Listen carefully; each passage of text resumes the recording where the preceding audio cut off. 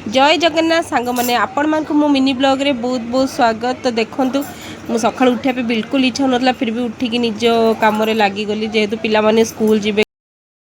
तो मु पोहा बनी दी सिंपल रे बनी थी खाली पियाज कंचा लंका मेसणा पत्र भल भाव भाजिकी भलसे बनी देती। तो झील को ये मु स्कूल छाड़ी ता पापा नहीं कि छाड़ती स्कूल रे तार बिल्कुल जीवाई आज इच्छा होना जेहेतु वर्षा हो जाता ना सका तो से फिर भी से स्कूल गला। तो मुझे सब झील को पठेला गोटे माने लगे कि माने गोटे अधा काम सरला। तो ये बस मुझे चा पीली तापर फटाफट गली गाधा फदा होगी आसिकी रेडी हो गली जेहेतु ठाकुर को पूजा करवा कारण ठाकुर को पूजा बिना कौन सी काम आरंभ हुए नी पूजा सरले ही मत लगे कि सब कम आरंभ है शेष है।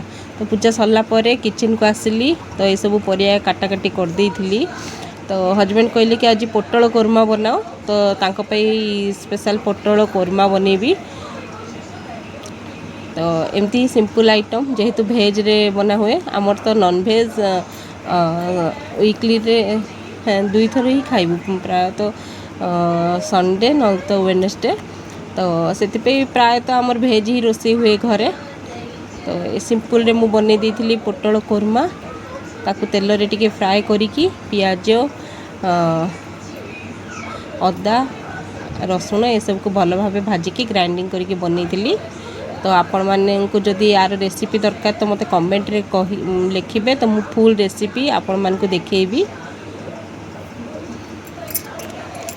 तरकारीटा बहुत सिंपल हुए किंतु बहुत टेस्टी लगे खाइबा पे पूरा तो घर जाक बहुत महकी उठूला यही रेसिपीटा जो मुझे बनाऊली। तो हजबैंड आसी कहले कौन सरला कि नहीं तुम रोसे मुझे हाँ सरीगला आके अच्छी टे 10 मिनिट रुक फटाफट बनई दूची। तो सी ड्यूटी जीवे तो से खावाई बहुत जल्दी।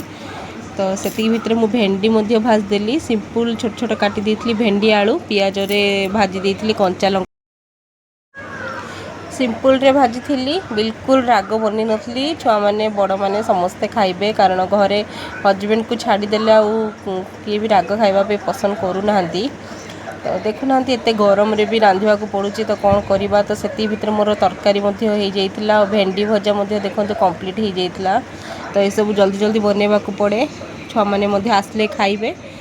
तो देखंतु तरकारीटा केमती होईची तो मस्त कलर होइतिला ग्रेवी बढ़िया देखा जाउची देखो टेस्ट सेमती होइतिला। तो आपण मानकु जदि यार रेसिपी दरकार तो निश्चय मते कमेंट लिखिबे। तो सबू सरला परे तो हजबैंड बहुत तरतर थिले कन से ड्यूटी जीवे तो से मु तांको पे फटाफट बाड़ी देइथिली। तो सांग माने वीडियो को लाइक शेयर कमेंट निश्चय करिवे। रहुची बाय।